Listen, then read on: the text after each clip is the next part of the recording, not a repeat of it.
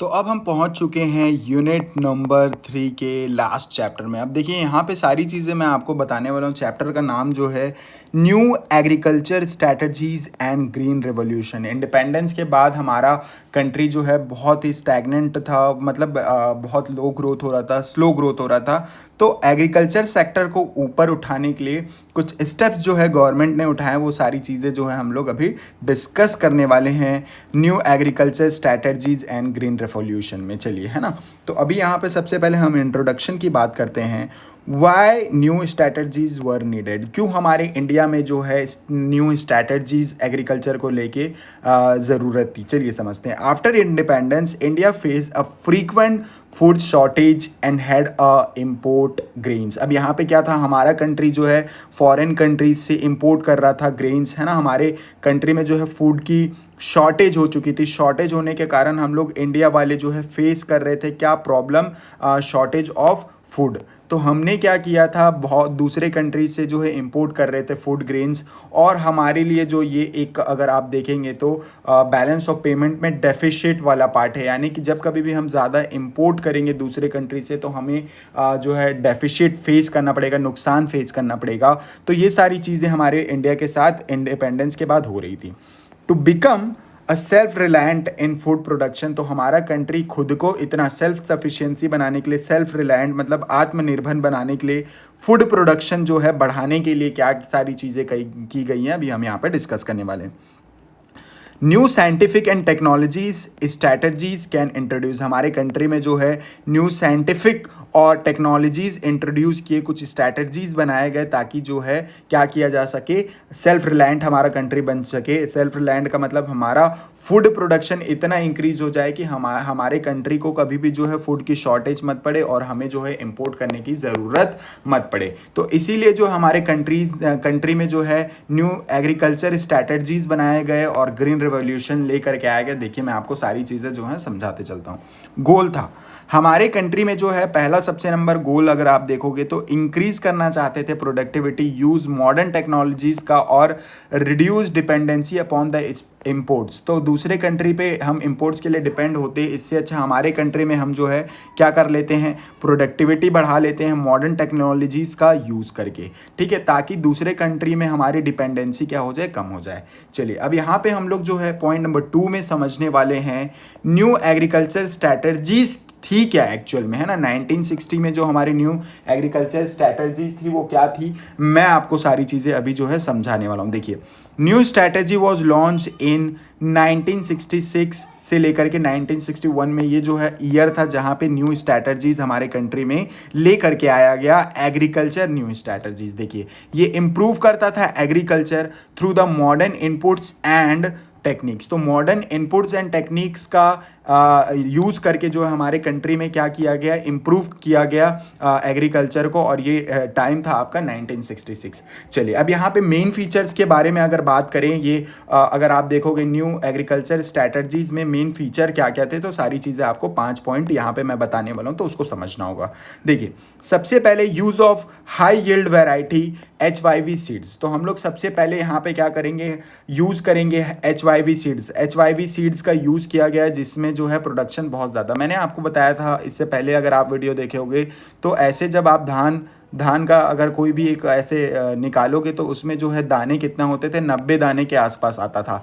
लेकिन जब HYV seeds का यूज़ करोगे तो ये दाने जो है बढ़ करके 120 तक हो जाएंगे। तो HYV सीड्स का यूज़ किया गया तो प्रोडक्शन क्या हो गई, बढ़ गई, है ना। तो ये सारी चीज़ें की गई। उसके बाद increase use of chemical fertilisers का ज़्यादा यूज़ किया गया, पेस्टिसाइड्स का ज़्यादा यूज़ किया गया। तो ये क्या कर रहा था, इसका इंक्रीज से जो है फर्टिलिटी लैंड की बढ़ जाती थी और प्रोडक्शन ज़्यादा हो जाता था। Expansion of irrigation facilities. Expansion का मतलब हो जाता है जो इरिगेशन फैसिलिटीज़ थी, यानी कि जो पानी की कमी होती थी खेती में, उसे जो है अच्छा किया गया। तो एक्सपेंशन का मतलब उसे जो है बढ़ाया गया। तो ये सारी चीज़ें बढ़ाने से क्या होगा, हमारे एग्रीकल्चर में जो है उसकी प्रोडक्टिविटी इंक्रीज हो जाएगी। Use of modern tools and machines, तो मॉडर्न टूल्स एंड मशीन्स का भी हमारे कंट्री में क्या होने लगा, यूज़ होने लगा। तो इसके यूज़ से जो है प्रोडक्शन और अच्छा हो जाता है और बहुत जल्दी से जो है लेबर्स को हटा करके, मतलब ट्रैक्टर ये सारी चीज़ों का यूज़ करके जो है टाइम पे जो है सारी चीज़ें की जा सकती थी। उसके बाद अगर हम लोग देखें, गवर्नमेंट सपोर्ट करता था सब्सिडीज़ के थ्रू, है ना, क्रेडिट और एमएसपी के थ्रू। तो गवर्नमेंट कभी भी क्या करता था, सपोर्ट करता था हमारी कंट्री को, एमएसपी, है ना, ये सारी चीज़ें बना करके, है ना, और सब्सिडीज़ देके, क्रेडिट फैसिलिटीज़ देके, लोन वोन गवर्नमेंट, है ना, प्रोवाइड करता था किसको, हमारे फार्मर्स को। तो अब इसके बेसिस पे अगर हम लोग एमसीक्यू नंबर 1 समझें तो यहाँ पे आपको समझना होगा what are the key elements of new agriculture strategies. हमारे कंट्री में जो है कुछ की एलिमेंट्स आपको बताने हैं एग्रीकल्चर स्ट्रैटेजीज में जो इम्प्लीमेंट किए गए थे। क्या वुडन प्लग्स का यूज़ किया जाता था? नहीं। उसके बाद जो है मैनुअल इरिगेशन की जाती थी? नहीं। HYV सीड्स एंड फर्टिलाइजर का यूज़ किया जाता था? तो आपका आंसर होना चाहिए हाँ, HYV सीड्स और फर्टिलाइजर्स का यूज़ किया जाता था।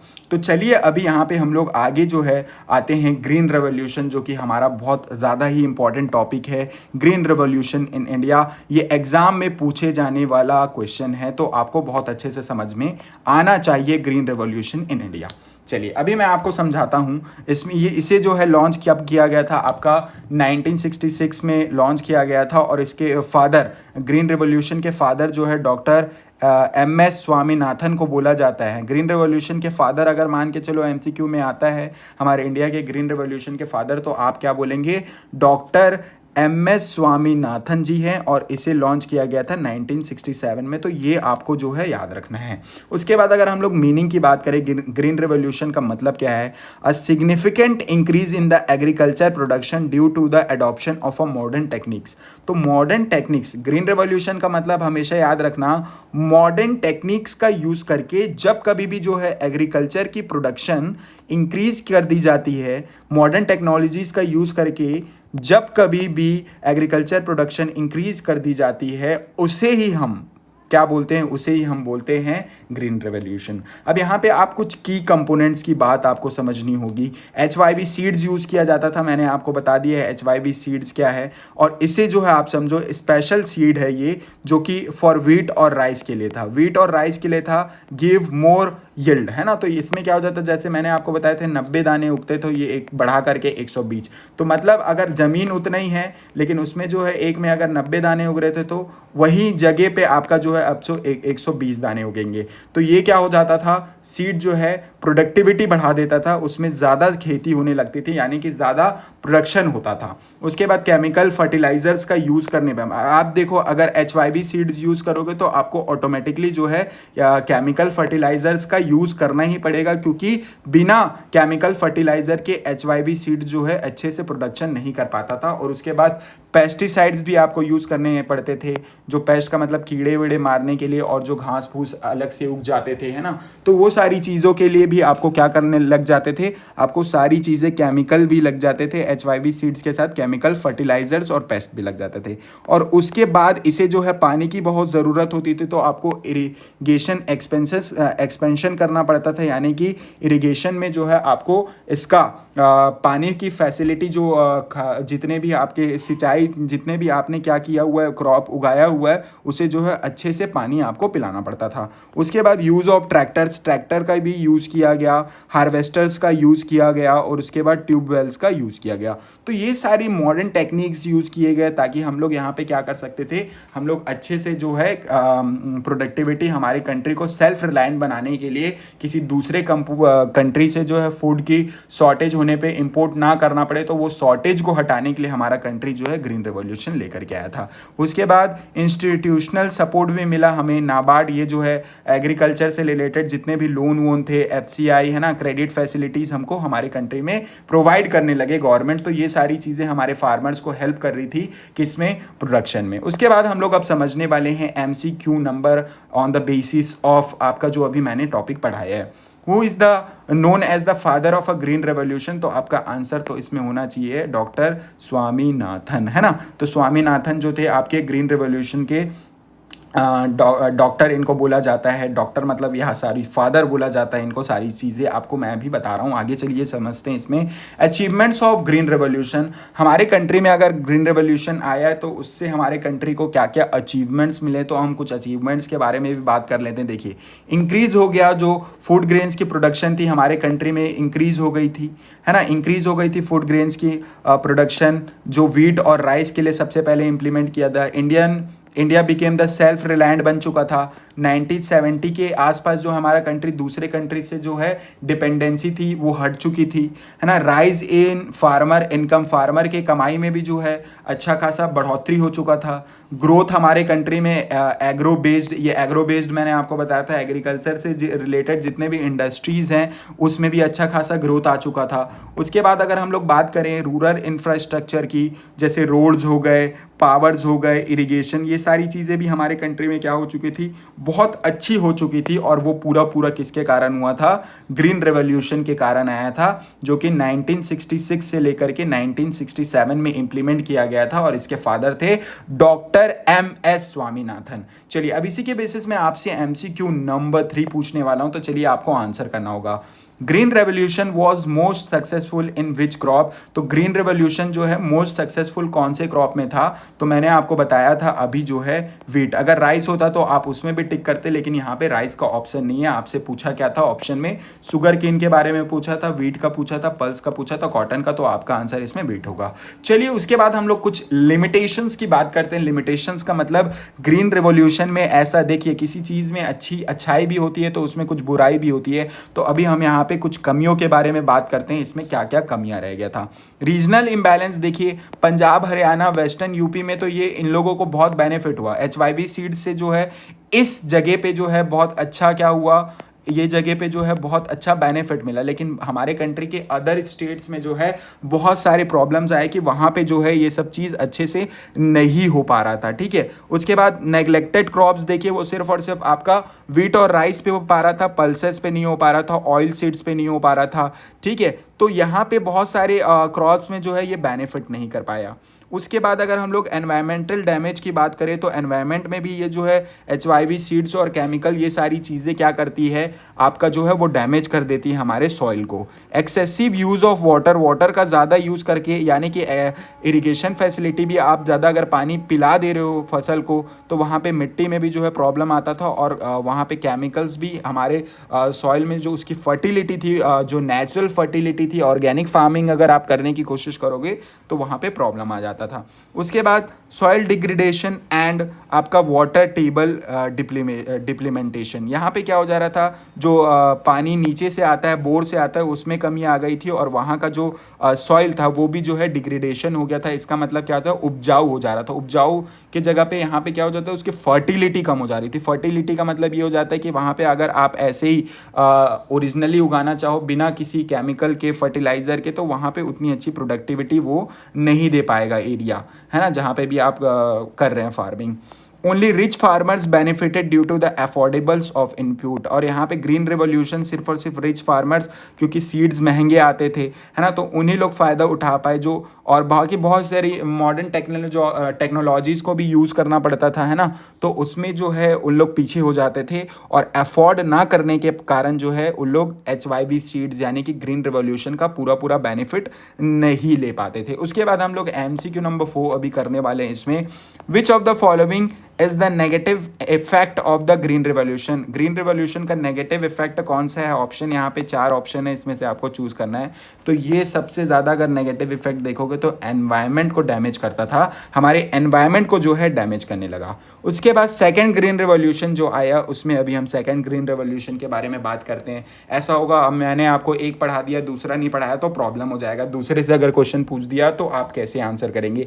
चलिए अभी इसे भी हम समझते हैं। Second green revolution need and strategy, अभी हम लोग बात करेंगे to address the limitations of the first green revolution. जो है ना प्रॉब्लम्स आ गए थे, कुछ कमियां आ गई थी फर्स्ट ग्रीन रेवोल्यूशन में, उसको सुधार करते हुए जो है सेकंड ग्रीन रेवोल्यूशन लाया गया। उसकी स्ट्रैटेजी और फ्यूचर स्ट्रैटेजी जो है वो सारी चीज़ें अभी मैं आपको समझाने वाला हूँ, तो आपको ध्यान से सुनना रहेगा। देखिए ये फोकस किस पे करता था, ईस्टर्न इंडिया में करता था, रेन फेड एरियाज़ में करता था, जहाँ पे पानी अच्छे से नहीं आता है उस एरियाज़ को टारगेट किया। और जहाँ पे मैंने आपको हरियाणा ये सब एरियाज़ में बताया था वहाँ पे तो पहले ही से ही फोकस हो गया। तो रीजनल इम्बैलेंसेस को हटाने के लिए दूसरे एरियाज़ पे फोकस किया गया और पानी जो है थोड़े कम यूज़ करने के लिए किया गया, क्योंकि पहले वाले में जो है बहुत ज़्यादा ही प्रॉब्लम आ रहा था। उसके बाद ये और प्रमोट करता है ऑर्गेनिक फार्मिंग को और उसके बाद सस्टेनेबल एग्रीकल्चर। यहाँ पे क्या है, ऑर्गेनिक फार्मिंग अगर आप ज़्यादा प्रमोट करोगे तो क्या होगा कि जो वहाँ की फर्टिलिटी है, सॉइल डिग्रेडेशन नहीं होगा, और जो है साथ ही साथ एग्रीकल्चर जो है सस्टेनेबल रहेगा, मतलब चलता रहेगा चलता रहेगा चलता रहेगा। यूज़ ऑफ टेक्नोलॉजीज़ है ना, ये टेक्नोलॉजीज़ का भी यूज़ किया गया, डिजिटल टूल्स का भी यूज़ किया गया, ताकि जो है बहुत सारे हमारे कंट्री में जो प्रॉब्लम्स आ रहे थे ओल्ड मॉडर्नाइजेशन मतलब ट्रेडिशनल टूल्स का यूज़ करके वो सारी चीज़ों को दूर किया गया। ठीक है, जो भी प्रॉब्लम्स आ रहे थे ना आपके ग्रीन रिवॉल्यूशन फर्स्ट में, उसको जो है green revolution second green revolution जो है हटाया गया। और ये जो है इसमें जो है पल्सेस का भी ध्यान दिया गया।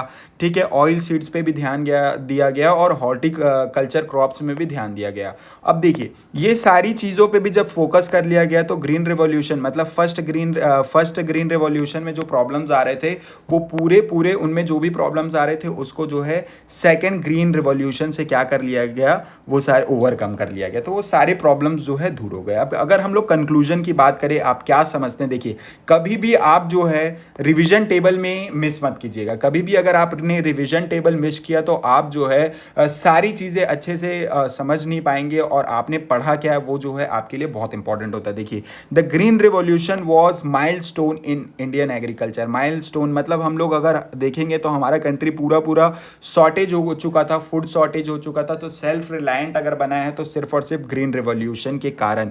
ग्रीन रिवॉल्यूशन ने हमारे कंट्री को बहुत हेल्प किया, तो ये बहुत अच्छा इनिशिएटिव था। Making the self reliant in food, हमारे कंट्री को सेल्फ रिलायंट बनाने के लिए जो है ग्रीन रिवॉल्यूशन ने बहुत इंपॉर्टेंट रोल प्ले किया। But to ensure the inclusive and sustainable growth, हमारे कंट्री में इंक्लूसिव और सस्टेनेबल ग्रोथ के लिए जो है क्या किया गया, द सेकंड ग्रीन रिवॉल्यूशन भी जो है लेकर के आया गया। पहले ग्रीन रिवॉल्यूशन से कुछ बातें नहीं बनी थी तो सेकंड भी लेकर के आया गया। तो सेकंड में ओवरकम किया गया जो भी प्रॉब्लम्स फर्स्ट ग्रीन रिवॉल्यूशन पे आ रहे थे। उसके बाद अगर हम लोग बात करें ये फोकस, देखिए रिविजन टेबल में अगर बात करोगे तो फर्स्ट ग्रीन रिवॉल्यूशन का दिया हुआ है, उसके बाद अगर आप देखेंगे तो यहाँ पे सेकंड ग्रीन रिवॉल्यूशन का दिया हुआ है। तो सारी चीज़ें, ये पहला वाला जो था पंजाब और हरियाणा में फोकस किया था, तो बाकी जो है ईस्टर्न इंडिया में और रेन फेड एरियाज में जहाँ पे अच्छे से पानी नहीं होता है तो वहाँ पे जो है फोकस किया गया। तो हरियाणा और पंजाब में अगर किया गया था फोकस तो सेकंड वाले को इसलिए लाया गया था कि सारे दूसरे जगह पे भी जो है फोकस किया जा सके। उसके बाद क्रॉप बेनिफिटेड, ये व्हीट और राइस को बेनिफिट करता था फर्स्ट वाला, तो सेकंड वाले में pulses, oil seeds, millets, horticulture, ये सारी चीज़ों पे भी जो है फोकस किया गया। उसके बाद अगर हम लोग इनपुट की बात करें तो केमिकल हैवी यूज़ हुआ जाता था फर्स्ट वाले ग्रीन रिवॉल्यूशन में, लेकिन अगर हम लोग दूसरी की बात करें तो ऑर्गेनिक और सस्टेनेबल था। उसके बाद अगर हम लोग मेन इश्यूज एड्रेस जो हुआ था फूड शॉर्टेज है ना किसमें, तो मेन एड्रेस इशू हुआ था उसमें फर्स्ट वाले में तो वो आपका फूड शॉर्टेज था, और दूसरा जो है न्यूट्रिशंस इक्विटी एंड जो है आपका एनवायरनमेंट। तो ये सारी चीज़ें जो हैं आपको होप समझ में आ गई होगी। तो इसके बेसिस में आपसे एक MCQ पूछ लेता हूँ। तो यहाँ पे देखते हैं, अगर आपको समझ में आ गया हो तो आप पूरा एग्जाम रेडी हो चुके हैं, थर्ड यूनिट आपका कंप्लीट हो गया है। उसके बाद which of the following is the focus of the second green revolution, तो आपका याद रखना है आपको इसमें जो है मेन फोकस था आपका organic and inclusive farming. Hope आपको सारी चीज़ें क्लियर हो गई होंगी। Thanks for watching video till the end.